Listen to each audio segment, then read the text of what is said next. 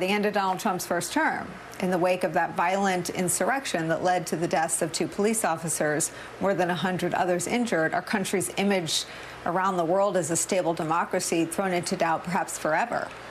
Here's how some of the leaders of the 2020 Republican Party reacted then. There's no question, none, that President Trump is practically and morally responsible for provoking the events of the day. No question about it. All I can say is count me out. Enough is enough. The president bears responsibility for Wednesday's attack on Congress by mob rioters. And after January 6th, for her part, Nikki Haley said this, that Trump, quote, went down a path he shouldn't have, and we shouldn't have followed him, and we shouldn't have listened to him, and we can't let that ever happen again. Wow, what a difference a few years makes. Here they all are now. I support him. He's earned the nomination by the voters all across the country. I will support the president. I will support President Trump. I am standing with President Trump. I am proudly supporting him. Donald Trump has my strong endorsement, period. Which brings us back to tonight and the show of unity for the GOP as Donald Trump, the guy they said all those things about, accepts the nomination tonight with their support. Reuters reports this, quote, with most dissent quelled and his grip on the party never tighter, Trump will be in a much stronger position than in his 2017 to 2021 term to follow through on his agenda if he wins the November 5th election. Untrammeled by the internal divisions that sometimes stymied him in his first term, Trump would be freer to pursue hard-edged policies that include mass deportations as part of a crackdown on illegal migration, aggressive trade policies, and dismissing government officials seen as insufficiently loyal. It has been clear for years now that any check at all on Donald Trump and the MAGA movement he would usher in can only come from Democratic elected officials and the Democratic Party, which is why the debate within the Democratic Party over the candidacy of President Joe Biden, who is beloved, whose long and successful record as president has recently been overshadowed by questions about his ability to prosecute the case against Donald Trump, feels important enough to tell you about today. A wave of new reporting today reveals that President Barack Obama, Speaker Emerita Nancy Pelosi, Senate Majority Leader Chuck Schumer, and House Democratic Leader Hakeem Jeffries have all expressed doubts about the path forward for President Biden's campaign in one way or another to him. According to the Washington Post, quote, former President Barack Obama has told allies in recent days that President Biden's path to victory has greatly diminished, and he thinks the president needs to seriously consider the viability of his candidacy, end quote. The state of America's struggle between democracy and something far more autocratic in nature is where we begin today.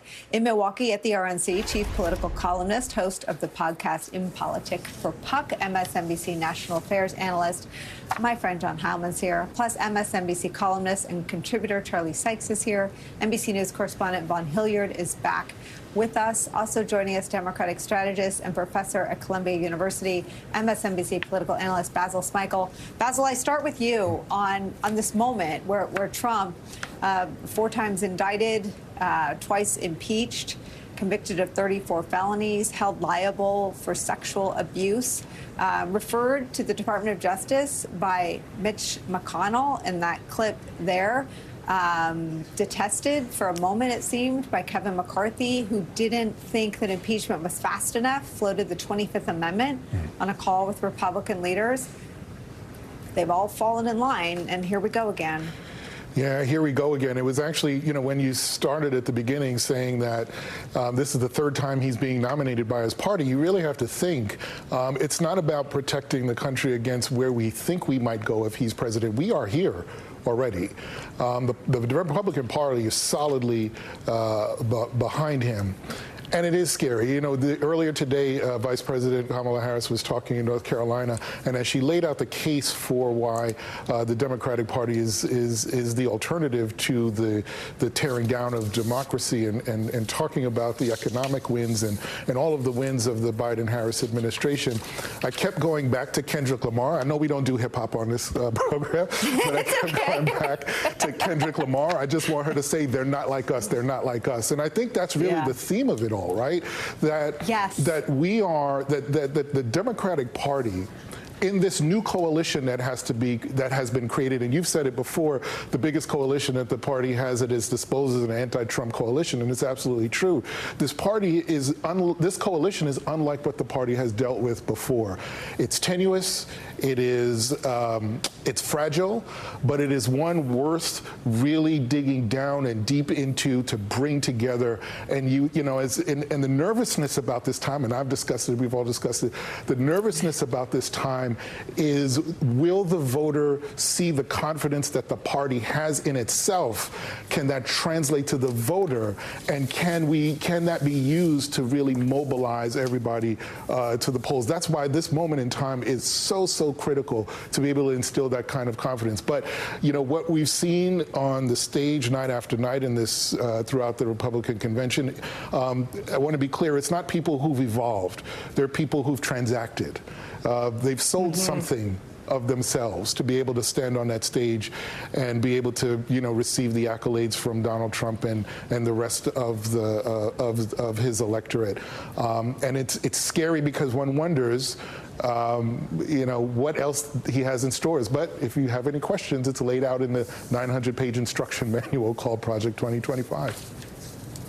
Basil, I so appreciate you for all the conversations we've had in the last couple of weeks. I have some of Vice President Kamala Harris today doing what you just described. Let me play that. Sure. In recent days, they've been trying to portray themselves as the party of unity. But here's the thing. If you claim to stand for unity, you need to do more than just use the word.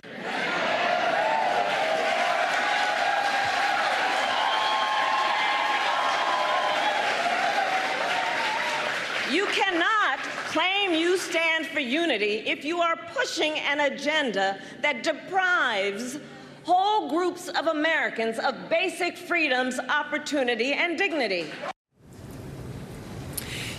Basil, there's this thing that happens, I think, in reaction to Donald Trump, and it's amazing how much he still shapes the entire political conversation, right? People shrink in reaction to him, in response to him.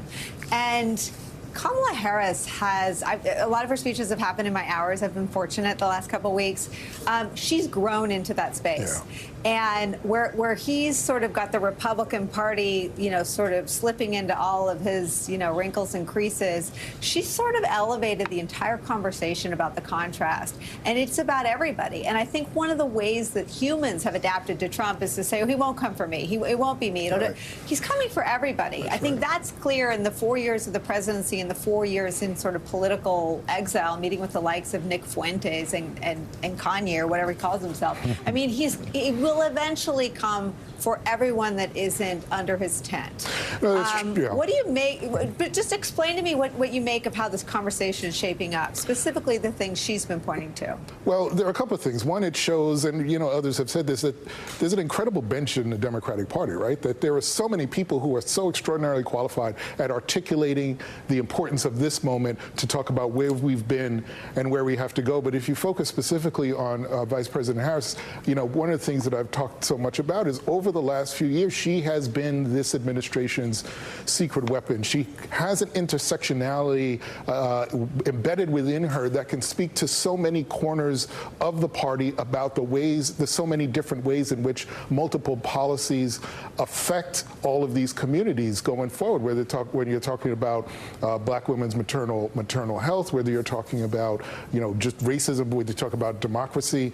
There's so many ways that she touches touches so many Americans in his story in many ways that J.D. Vance's story, however made up or contrived that has been, may not really speak to who he actually is as an individual and a candidate. But she has had this ability. I'll just say this one quick thing. I don't know if you had an opportunity to really talk about this, but one of the things that really struck me about Project 2025 and what Republicans are doing, there's a movement across the country to get rid of no-fault divorces. And one could say, what is the point of that? Like, why does that even matter? It matters because we have no-fault divorces in this country so that women didn't feel, particularly in situations where they were abused, that they had to stay in a marriage where at that time it was very difficult to get a divorce if the man in the marriage didn't want you to. And when you think about where we've come now, where all 50 states actually have these no-fault divorces, and that the Republicans are trying to take that away, you have to ask yourself, like, how low are they trying to go here? There is no bottom to the policy depths that they will go to kind of pull back and reel back time. And I think what Vice President Kamala Harris has been consistently saying is there is no going back. We have to move forward. We cannot go back. There is no backsliding. And I think that message, based on everything that has been said, that has been brought out, particularly about Project 2025, I think has really and solidly laid the foundation for that. And she has been the cornerstone of it. John Hallman, you've covered her a long time. You both hail from California. This piece that Basil picked out to highlight from a 900-page document is interesting because it does intersect with J.D. Vance's stated positions. In an interview, he now rather infamously said women should stay in marriages, including ones that are violent. Tell me how the contrast is shaping up now that it's Trump and all things Trump, plus J.D. Vance and all things J.D. Vance.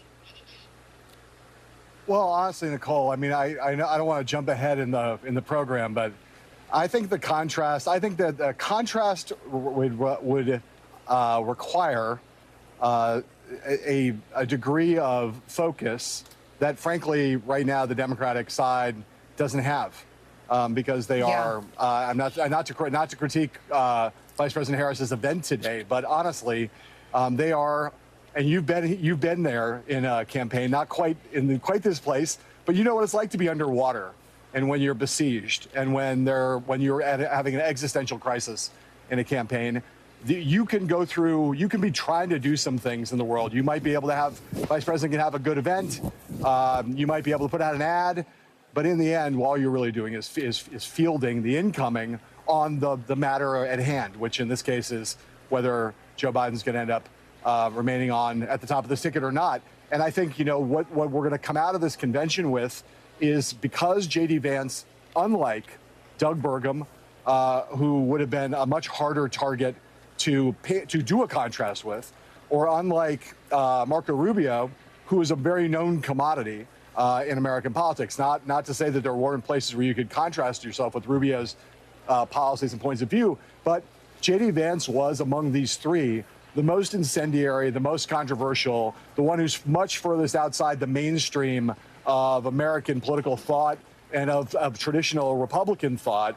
And so there is a lot to go after with J.D. Vance. And for those people who think that Donald Trump made strategists out there who think that this was a risky pick, you know, I say two things, always remembering the bottom of the ticket in the end doesn't really matter. It's not what people vote for. They vote for the top of the ticket. We know this from 100 plus years of political science scholarship.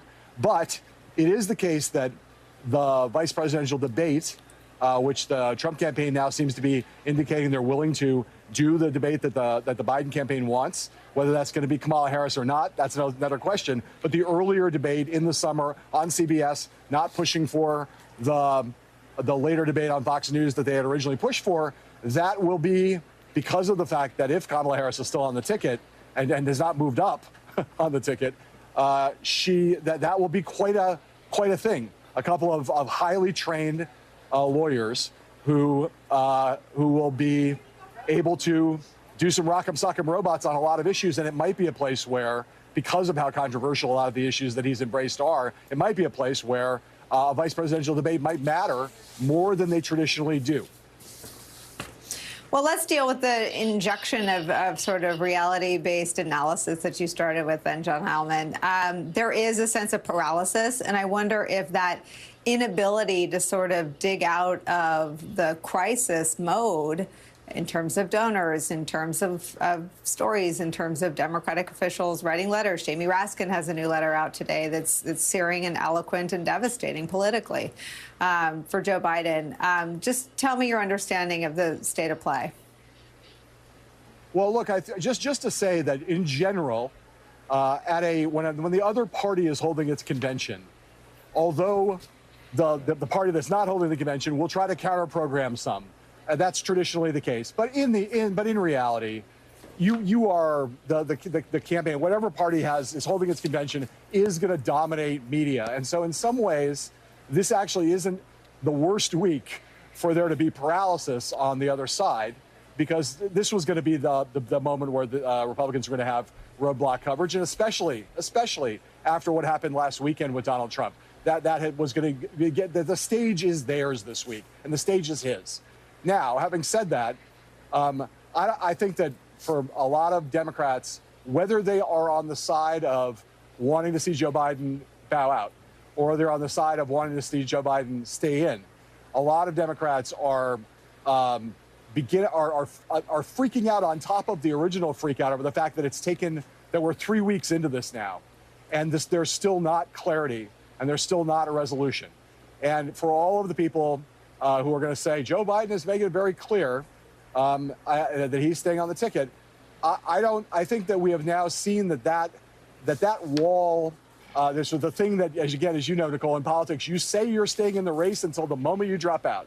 That's true across all politicians I've ever covered. Everyone insists, I am never going to drop out, never going to drop out, never going to drop out, and now I'm dropping out. That's how it works. And so the reason that some people have always been skeptical about Joe Biden's insistence that he would stay in the race is because they've seen political history in nomination fights and occasionally at higher levels where the candidates who eventually step away have insisted, and sworn on a stack of Bibles for weeks or months that they would never leave under any circumstances, and then they do. Right now, even from inside the Biden world, and I know there was some pushback, a public statement that was pushing back just within the last couple hours, but reporters are now hearing from senior people inside Joe Biden's world who a week ago maintained that there was no way he was going to step down, who are now saying things like, we get it's over, it's a question of when, not whether. That is what people who work for Joe Biden, and not junior people who work for Joe Biden, senior people, not at the very senior most levels, not the First Lady, not his son, Hunter, but others who are seeing the writing on the wall. And I think that for everybody's sake, whether you're on the side of wanting Biden to stay in or wanting Biden to pull out, I think everyone would really like to, by the end of this weekend, know what the future is. I think that the tide has turned against Joe Biden, and if I had to bet, I think having the entirety of the leadership of his party now effectively telling him that he needs to step aside, would be very hard to maintain a candidacy in those circumstances. But he might. But either way, the party would be well served at the end of this Republican convention week, with not very much time before the Democratic convention, either way, to know by Monday what the answer is. Yeah, and President Barack Obama, one of the most careful and deliberate politicians ever, being out there today is by people who know him and have covered him, not accidental. All right, no one's going anywhere. I haven't scratched the surface yet with Charlie and Vaughn. We'll bring them in on the other side. Also still ahead for us, the investigation into the attempted assassination of Donald Trump, how law enforcement missed multiple opportunities to stop the gunman. We'll dive into the timeline that's been recreated that tells us what was happening minutes before the shots were fired. And later in the broadcast, more on what a Trump second administration would have in store should he prevail in November. A revenge-filled agenda driven by a leader who's shown over and over again that he's more willing to put himself every single time ahead of the interest of the country. Much more news still to come when Deadline White House continues after a quick break. Don't go anywhere. Vehicle breakdowns are costly. It started making some really weird noises. If your check engine light comes on tomorrow, the repair could easily cost thousands. Here's that transmission. But with Endurance, you could never pay out of pocket for a costly repair again. They covered a $14,000 engine replacement. $1,400. Endurance paid it. Who's going to pay for your next car repair? You or Endurance? Call right now to get $300 off any plan. Call now. Feeling your best starts with Tommy Copper compression socks, because when your feet feel good, you feel good. Reduce swelling and fight aches and pains with Tommy Copper compression socks. Go to TommyCopper.com and save 40% site-wide today. You need this, trust me.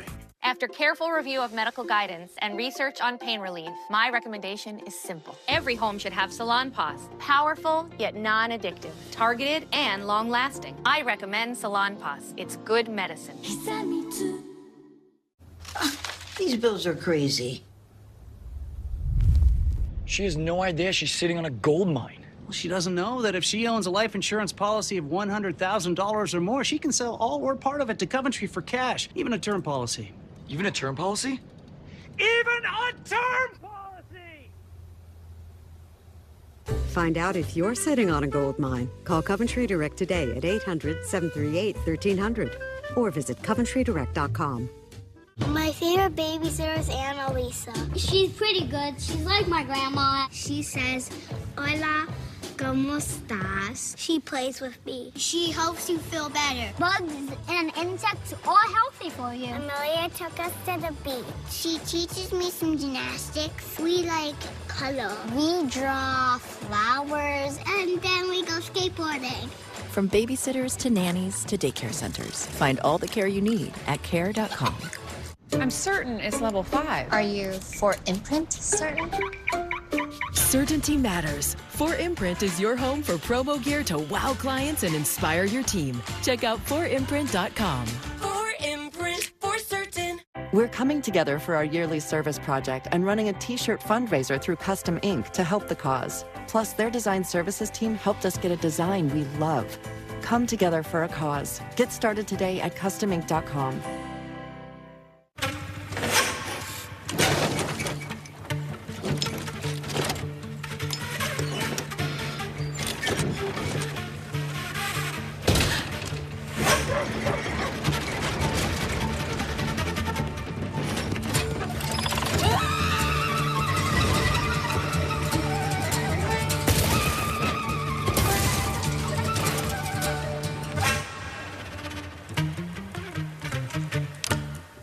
As Democrats weigh President Joe Biden's candidacy, Republicans will gather in Milwaukee to formally nominate Donald Trump. Stay with MSNBC for insights and analysis. The Republican National Convention. Special coverage continues this week on MSNBC. Download the new MSNBC app now at msnbc.com/app. And we are back with John, Charlie, Vaughn, and Basil. Vaughn, let me read you this from the New York Times today. On the main stage at the Republican National Convention this week, some Trump campaign trademarks have been missing. There have been no celebrations of the January 6 rioters and no talk of election mules smuggling ballots. Even references to Democrats cheating in elections are so spare they could be easy to miss. But across the street, it's a different story. There in so-called Media Row, the hive of right-wing activists galvanized by former President Trump's lies about the 2020 election was buzzing. Podcasters chatted about plans for paper ballots and hand counts. Mike Lindell, the Pillow Company founder, who is one of the most prominent promoters of conspiracy theories about election fraud, gave interviews about rigged voting machines. Republicans have largely kept this cohort on the fringes of its big primetime show, while more politically palatable messages take center stage. But it's still there, Vaughn. We had Jim Rutenberg and Nick Corsadini on, who had a great piece on Saturday morning about the efforts to prevent certification of the election in 2024, especially if it looks like Trump isn't coming out on top.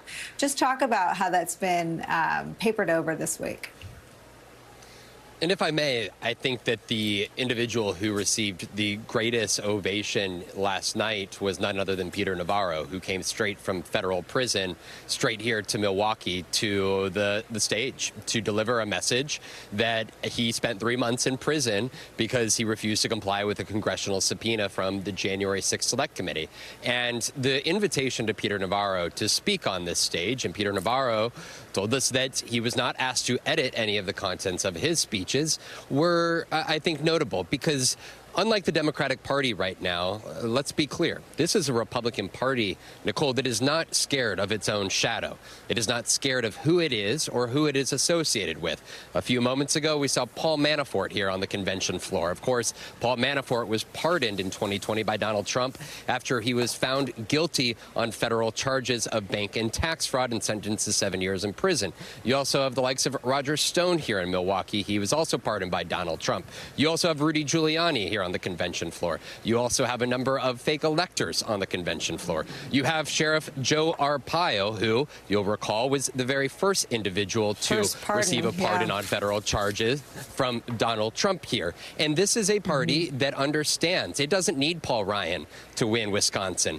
It is not trying to convince John Boehner to come on this stage or the likes of John Kasich onto this stage to come and win the state of Ohio. It is comfortable with its identity and who it is here. And that is not the case for the last largely 8 years, where there was concerns about the stain that some individuals, some of these right-wing media outlets, the likes of a Laura Loomer, may have on the America's view of what this party is. But over the course of 20 months now, since Donald Trump first launched his primary campaign, they have been really a Teflon. Donald Trump has not taken any political hits, and he and his campaign team understand that right now, at this point in time, that there is one party that is comfortable in its own skin and doesn't need to go and try to win over the likes of Mike Pence to win the general election. Instead, it's the Democratic Party that is concerned over its identity right now and its strength and its concern of its own shadow, Nicolle. Let me just push back curiously, not combatively. He hasn't taken any hits. Nikki Haley was humiliating him as recently as 5 weeks ago by winning 20-30% of the vote months after she'd pulled out. He was convicted and rather frantically saw the polls where he slipped among independents. And, in its defense, the Democratic Party sees him for exactly as you just described him, unapologetically associating with other felons who he himself pardoned. People waving mass deportation signs. If he's so sure he doesn't need the middle, why did he push Mike Lindell off the stage?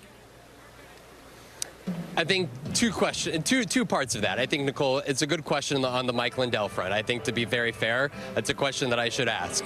But I would say here, at the same time, I think it's notable when you have Nikki Haley take the stage here. She didn't take the stage 8 years ago at the Cleveland convention. At the time, we were having a lot of conversations about folks who were Republican elected officials who were concerned about the stain that associating with Donald Trump could have on them. But she tried to beat him. She lost, but she quickly came back up onto stage. And a great many in the Republican Party, elected officials, understand the power dynamic here in 2024. And the second part of that is, look what they printed on the campaign signs here. It was mass deportations now, right? There was not it's not just Stephen Miller in the background advising Donald Trump on what 2025 could look like, but it is printed on these convention signs that were held by the delegates on the floor that mass deportations now, and the crowd here chanting, send them back. It is, I think, at least at the activist and elected official level here of the heart of the Republican Party today, there is little fear about the pushback on its policies or its identities or associating with Donald Trump here, and that's a certain level of strength. As for Mike Lindell, I'll go and try to track him down, and I'll come back to you tomorrow with that answer, Nicolle.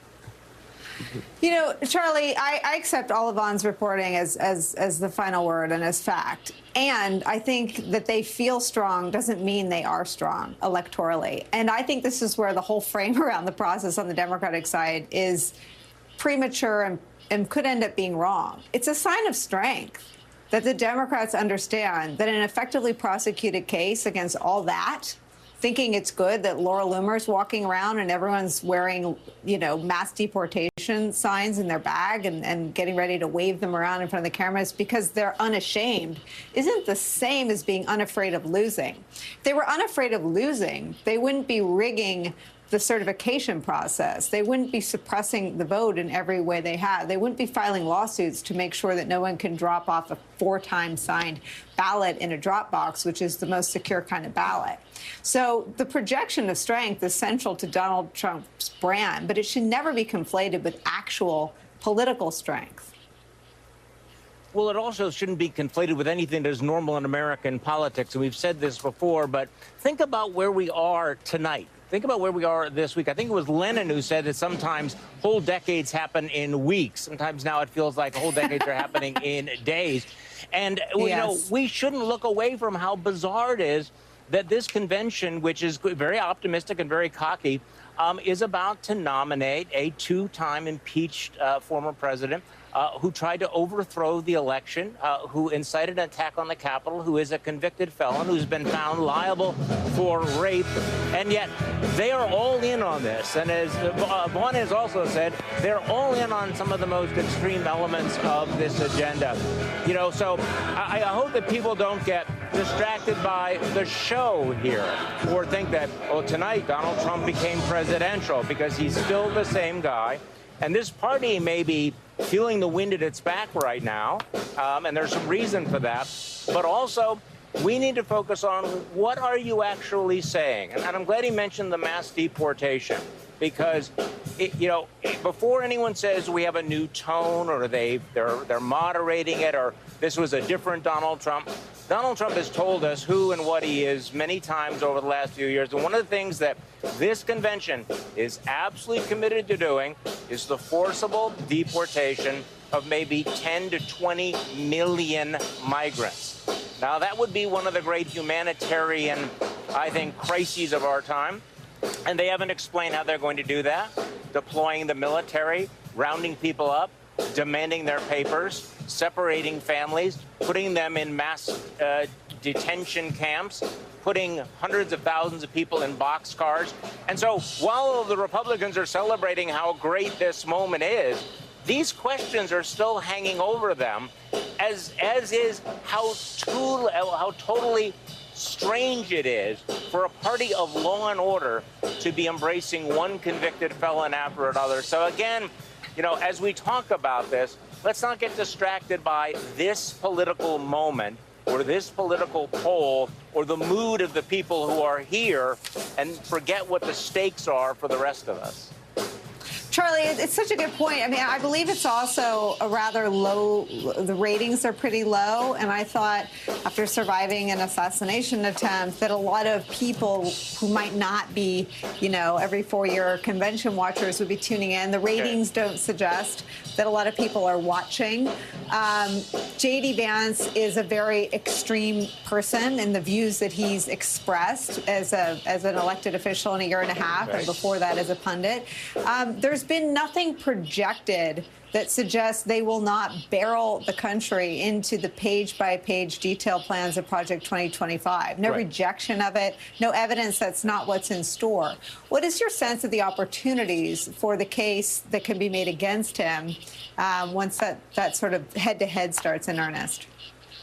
Well, let me start answering it a different way, that we need to recognize the danger here. I think you began this by talking about how united this party is, how committed they are to this agenda. I think we need to take it seriously and take it literally that they are going to do this. The Trump 2.0 will be much more serious, much more extreme than Trump 1.0. And this is the danger that I think everyone in the country needs to confront, that this is a party, and by the way, some of the optimism is justified. Let's be honest about it. How many things have broken their way, how demoralized and divided Democrats are right now, how much angst. We talk about the Democratic panic that I think is morphing, one writer said, it's morphing into terror. And so we need to be very, very clear-eyed about what it would mean to have Donald Trump in the White House and 53 or 54 Republican senators. I think one observer said, with 53 or 54 Republican senators, You have Rick Grinnell being confirmed as Secretary of State. Lord knows who would be the Attorney General. So anyone who thinks that they are not serious about this is naive, but also, I think, and you've raised this point, what right now are the guardrails? What are the limits? The Supreme Court has told Donald Trump that, in effect, he is above the law. The law will not deter him if he gets in. He doesn't have to worry about impeachment. He won't have to worry about Republicans pushing back against him. So as Democrats decide what they're going to do, I think they really need to step back and go, you know, if we really do think that this is an existential crisis, maybe we should behave like it. And I think that this is the decision that Joe Biden and his small little bubble that he's created now are going to have to make very, very shortly. Are they going to risk all of this? And then again, I understand his feelings about all this, but the risks cannot be overstated. Heilman, I know you wanted to get in a quick last word. Quick. Just to your point originally, one of the points you made before, Nicolle, which is Donald Trump is underwater. I mean, Donald Trump's a politically weak figure, and the reality of the Biden campaign has been that with a figure who is as unpopular as Donald Trump has been, and has always been, someone who's never gotten above 46% in a national election, someone who has been a political albatross for the Republican Party ever since he got elected in 2016, the fact that the Democratic incumbent hasn't been able to make more headway against Donald Trump is the reason why those people in their Democratic Party, Nancy Pelosi, Hakeem Jeffries, Chuck Schumer, I can't speak to Barack Obama, but why there are so many elected Democrats who are making the case they're making. They're not making it because they hate Joe Biden. They're not making it because they take any joy in this. What they are making is a case that they don't want to lose in the House and the Senate, but they're also looking at what they think is a winnable presidential election. Donald Trump is a profoundly unpopular politician. As you have said, there is a large anti-Trump majority in America, and yet right now, forgetting about the debate, in battleground states across the major battleground states, the Biden campaign has had a massive spending advantage. They have been on the air for months, and they have not made headway against Donald Trump. And that is part of what is animating this feeling in the Democratic Party that Joe Biden needs to step aside. I'm not endorsing it. I want to say it for the 19th time. I'm just telling you that I talk to elected Democrats all day long, and when they make the case, this is what they cite. All right, everyone sticks around. We want to thank Von Hilliard for his reporting. He had to run off and do more of it. Up next for us, there is new reporting and new video of the warnings coming just minutes before gunfire erupted at Donald Trump's rally last Saturday. We'll show it to you next. Waterpik Sonic Fusion lets you brush and floss with the touch of a button, and it's clinically proven to be twice as effective as regular brushing and flossing. Regular brushing only cleans the surface. Sonic Fusion easily cleans away all debris. Visit waterpik.com today. Borderie ships the only fully arranged cheese and charcuterie boards nationwide, so you can send the perfect birthday gift, customizable with any age, shipped to your door. With boards for every occasion, Borderie is guaranteed to impress. Send the perfect gift at borderie.com. The love between a newborn elephant and her mother is unlike any other.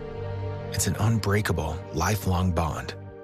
But when her loving mother is cruelly killed to fuel the illegal trade, her calf is left all alone, and she may not survive. WWF is working around the clock to prevent tragedies like these by protecting threatened wildlife around the world and their habitats. And we desperately need your help. Visit WWFjoin.org, scan the code, or call now. For just $12 a month, you can symbolically adopt an elephant calf. You'll support WWF's efforts to save some of the world's most endangered species and their habitats. Do it in the next 5 minutes, and we'll send you this adoption kit with this adorable plush elephant. They need your help today. Go online, call, or scan now. Oh, Man, I love a good hotel breakfast. Same. Yeah, it's so close to the stadium. I managed to get the last room for $190. I booked the last room a week ago. I booked yesterday. One night, $140. What? How? Some sites panic you into booking their last room, but they don't have all the availability. Instead, use Trivago. Trivago compares hotel prices from hundreds of sites, so you can save up to $50 a night. Well, at least I got the last ticket to the game. So did I. Hotel Trivago. When you step into a Warby Parker store, you're immediately met by, well, glasses. But there's more than meets the eye. Like contact lenses, we carry all the top brands. And friendly doctors who perform top-notch eye exams. And expert advisors who can help you find the perfect pair. All at affordable prices, like prescription glasses starting at $95 affordable. Visit one of our hundreds of stores around the country. Chances are there's one near you. With Chime, I get to decide when I get paid. My pay lets me get up to $500 of my pay when I need it. There's no interest, no credit checks, no mandatory fees. And that's why I Chime. Join me at Chime.com and get paid when you say. It's lunchtime and Gary is double booked. Good thing Gary's company uses Otter's AI meeting assistant to take notes and generate a summary. So Gary doesn't miss a meeting and can regain his lunch break. Try now for free. Visit otter.ai or download the app. The best things in life come in twos. 2 scoops of ice cream, 2 thumbs up. And now, buy any phone when you switch to Consumer Cellular and get 2 months of service free. That's right, 2 months free. All with fast, reliable, nationwide coverage. Make the switch today. At SimpliSafe, we designed the #1 rated home security system powered by 24/7 professional monitoring for half the cost of traditional home security. So you stay safe for less than $1 a day. There's no safe like SimpliSafe. It has been 5 days since the assassination attempt on ex-President Donald Trump, and finally new details are emerging about the events in the hour before shots were fired, injuring him and killing an attendee at the rally. NBC News reports that the gunman was reported as a suspicious person an hour before the shooting, and according to 3 sources familiar with the briefing for U.S. senators on Wednesday, Secret Service and FBI officials shared a timeline of events that reveals troubling new details about the assassination attempt. It also raised questions about why Secret Service officials allowed Trump to take the stage at all. And amid the breakdown in communication between the agencies tasked with protecting Donald Trump, new video put together by the New York Times shows how his supporters were the ones alerting police of the suspect on the rooftop with a gun minutes before he carried out his attack. Watch that. Yeah, someone's on top of the roof. Look. Gary is right there. There were early warnings to police. A Secret Service sniper team abruptly changing position. A sudden panic.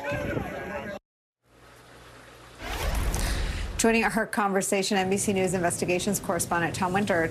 Tom Winter, it's just extraordinary. Just take me inside the latest understanding of how this happened. Sure. So it was about an hour before that apparently law enforcement started getting concerned about this individual. He had a rangefinder. It's not necessarily something that sits on top of a gun, but it's something that you would use if you were playing golf and wanted to know the distance between you and an object, and that's what it does. And so apparently he had this on his person. He's near the magnetometer. He might have even gone inside. We're still working to nail down that detail. Gone inside and through the security area and into the actual rally for a short period of time, unarmed. No indication he was armed at that point. No indication he was armed when he was near the checkpoint originally. So they know that they have this person who's suspicious. They're looking for him. And at different points, they see him, and they even radio to the Secret Service about 20 minutes beforehand that this individual is suspicious. We're looking for him. They're talking to them.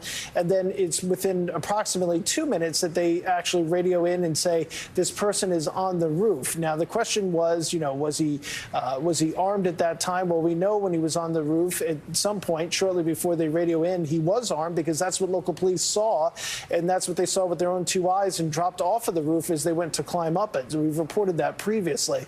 So the ultimate question here is twofold. You alluded to the first one, which is, should Donald Trump have been allowed to go on the stage with people knowing that there was this suspicious person that was out there? And the second question is, what happened in the intervening few minutes or few seconds between the point where they know that he's on the roof and he's got a gun, and he starts firing it. So those are a couple of key ones. I think there's a feeling among Secret Service and among some members of law enforcement that, look, these rallies, no matter the candidate, attract some people that are a little bit off or a little bit weird, and sometimes we have to look into them, and they want to directly speak to the candidate, and they have something to tell them. Some individuals that might have some challenges with mental health. That happens at rallies, and that happens at rallies from the presidential level down to your local politician. I'm sure there's politicians that are watching that are nodding their head at that. The difference is somebody pointed out to me today in a bit of a tongue-in-cheek manner, but still noting the seriousness of it, is there's no golf course nearby. So why is he walking around with a rangefinder? It's not as if he has some out there sign or he's just saying things that are a little bit different. He's actually got something physical that he has on him. And should he have been stopped and questioned at a certain point, there's some reports that he was moving around fairly quickly from place to place. So is it difficult to try to determine who this individual is? And then, of course, the ultimate question, and it's the beauty of hindsight, okay, we've got a suspicious person that's in the crowd. You know about that. Then you know that you have somebody on a roof. At what point do you just take Trump off the stage out of an abundance of caution? Again, each day that we get answers, the questions we were asking on your show 2 days ago have largely been answered, but it's only yielded more questions. And so it's going to be looked at. I think the long and short of it is here, that roof should never have been uncovered. And what was the presence there around that building prior to him getting up on the roof? That question remains, and I think that's really the big one that needs to be solved now. Out of that briefing also, Nicolle, we got word from the FBI director that apparently in the course of going over his electronics, he searched both a Trump event in Butler and Trump events in general, as well as the dates of the DNC. So obviously not getting us any closer to a motive here, at least as best they can tell and as best we can tell based on our own work. Tom Winter, thank you so much for that. Thank you for being on this story and for being a trusted source of the facts. There's so much non-factual information swirling around. Your reporting is really vital. Thank you. Thank you. And another break for us. We'll be back with more of this conversation with our panel on the other side. Stay with us. Saturday, September 7th, it's MSNBC Live Democracy 2024, our premier live audience event with your favorite MSNBC hosts. Visit msnbc.com/democracy2024 to buy your tickets. Everything comes down to this moment. What a way to start it off. Bring home the goal. The greatest. So get on your mark and get set for the sale of the summer before Brad beats you to it. You've considered buying Balance of Nature long enough. Here is our best discount ever. Get 50% off your first set when you order as a preferred customer and use discount code LOVE. This offer is being extended. The promise of America is freedom, equality. But right now, those pillars of our democracy are fragile, and our rights are under attack. Reproductive rights, voting rights, the right to make your own choices and have your voice heard. We must act now to restore and protect these freedoms for us and for the future, and we can't do it without you. We are the American Civil Liberties Union. Will you join us? Call or go online to myaclu.org to become a Guardian of Liberty today. Your gift of just $19 a month, only 63 cents a day, will help ensure that together we can continue to fight for free speech, liberty, and justice. Your support is more urgently needed than ever. Reproductive rights are on the line, and we are looking at going backwards. We have got to be here, and we've got to be strong to protect those rights. So please, join the ACLU now. Call or go to myaclu.org and become an ACLU Guardian of Liberty for just $19 a month. When you use your credit card, you'll receive this special We the People t-shirt, member card, magazine, and more to show you're part of a movement to protect the rights of all people. For over 100 years, the ACLU has fought for everyone to have a voice and equal justice. And we will never stop. Because we, the people, means all of us. So please call or go online to myaclu.org to become a guardian of liberty today. If you're shopping for a home, Realtor.com only shows you homes for sale sourced directly from professionals, meaning you can trust every home listing is a real listing. Don't all apps do that? Not really. Trust the #1 app real estate professionals trust. We are all back. I'm Charlie Sykes. As Tom Winter's doing his reporting and even just reading that this was 5 days ago, I'm back to your original point that every day feels like about 11. Your thoughts on the state of the investigation and even Donald Trump's own propulsion of the news cycle? I mean, since the shooting, he's announced a vice president. He's tried to project this this image at his own convention. What are your thoughts about what, if anything, we'll hear about it?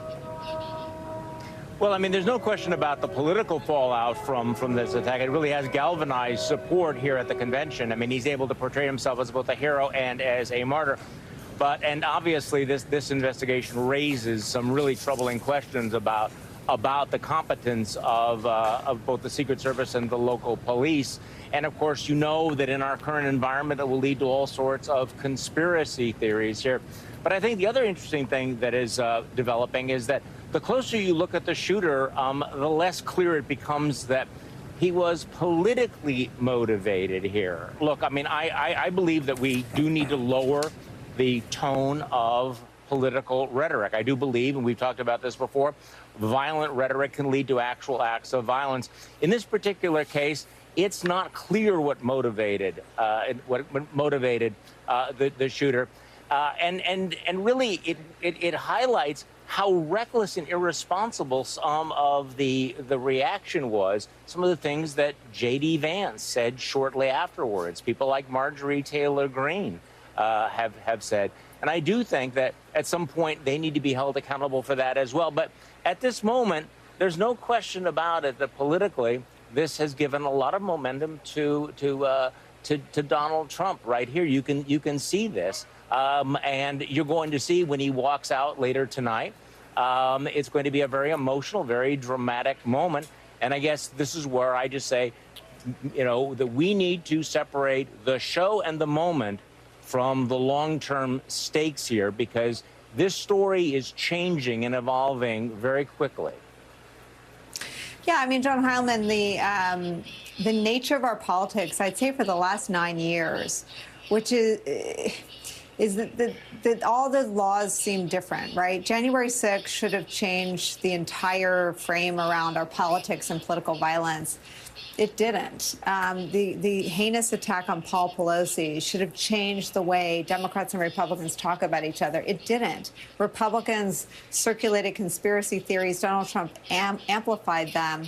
And all of the things that were sacred are gone. And what does that mean? And I guess the question I'm trying to get at is how do you sort of cover a party that has done more to destroy all the institutions when it became clear on Saturday you desperately need all of those institutions? You need a vibrant, well-funded, strong, functioning Secret Service. You need all of the ties into local police.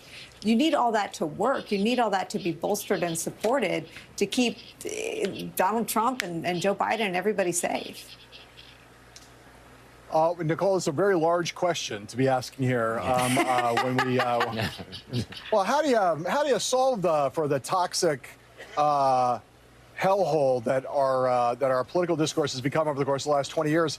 I mean, look, from the standpoint of journalists have to cover these, have to cover all of it, have to cover all of it the same way when we're at our best, we've always covered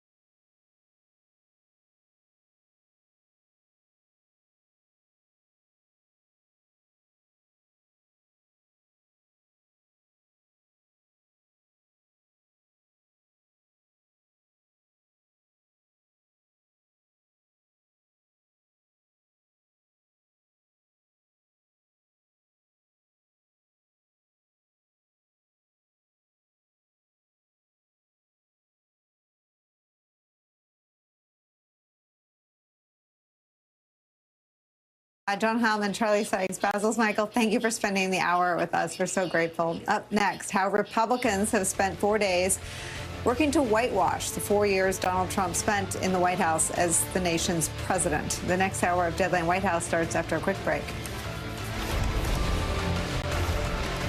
After careful review of medical guidance and research on pain relief, my recommendation is simple. Every home should have Salonpas. Powerful, yet non-addictive. Targeted and long-lasting. I recommend Salonpas. It's good medicine. It is amazing. It is a bioactive whole food. It has all the essential nutrients you need for your skin, your gut, energy, focus, mood, performance, your hair. First thing I noticed was the energy and recovery that it had after workout. If you want to try it, try armor.com. Look out, 'cause here I come. Have you always had trouble losing weight and keeping it off? Same. Discover the power of Wegovy. And I'm marching on to the beat I drum. With Wegovy, I lost 35 pounds. And some lost over 46 pounds. Wegovy. And I'm keeping the weight off. Wegovy helps you lose weight and keep it off. I'm reducing my risk. Wegovy is the only FDA-approved weight management medicine that's proven to reduce risk of major cardiovascular events in adults with known heart disease and with either obesity or overweight. Wegovy shouldn't be used with semaglutide or GLP-1 medicines. Don't take Wegovy if you or your family had medullary thyroid cancer, multiple endocrine neoplasia syndrome type 2, or if allergic to it. Stop Wegovy and get medical help right away if you get a lump or swelling in your neck, severe stomach pain, or an allergic reaction. Serious side effects may happen, including pancreatitis and gallbladder problems. Wegovy may cause low blood sugar in people with diabetes, especially if you take medicines to treat diabetes. Tell your provider about vision problems or changes, or if you feel your heart racing while at rest. Depression or thoughts of suicide may occur. Call your provider right away if you have any mental changes. Common side effects like nausea, vomiting, and diarrhea may lead to dehydration, which may cause kidney problems. With Wegovy, I'm losing weight. I'm keeping it off. And I'm lowering my CV risk. That's the power of winning. Wegovy. Check your cost and coverage before talking to your healthcare professional about Wegovy. We need a small business loan fast. I got this. Loan cannon! There's a better way to get a fast small business loan. Go to OnDeck.com, and if approved, get your funds as soon as the same day. Your loan is on deck. At Care.com, it's easy to get a break, even if you're not on summer vacation. Join millions of families who've trusted us and find caregivers in your area for kids, seniors, pets, and homes. Go to Care.com now to find the care you need this summer.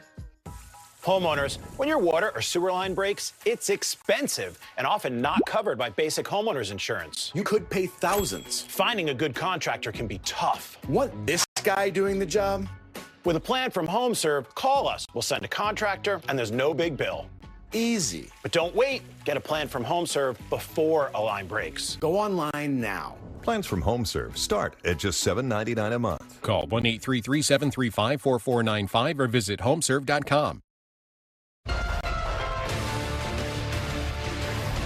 Then I see the disinfectant that knocks it out in a minute, 1 minute. And is there a way we can do something like that by injection inside or almost a cleaning? Because you see it gets on the lungs and it does a tremendous number on the lungs. So it'd be interesting to check that. That really happened. Hi again, everybody. It's 5 o'clock in the East. I apologize for making you relive that. But at this moment in our politics, it's important to remember exactly what we all went through the last time he was president. The suffering, the many investigations into him and his own conduct, the damage done to our institutions, the eroding of democracy, that history attempting to be whitewashed this week by the GOP at the Republican National Convention, as the New York Times opinion writes, quote, "This week, Republicans have tried to rewrite the 4 years of Trump's presidency as a time of unparalleled peace, prosperity, and tranquility. But under his leadership, the country lurched from one crisis to the next, from the migrant families separated at the border to the sudden spike in prices caused by his trade war with China, to the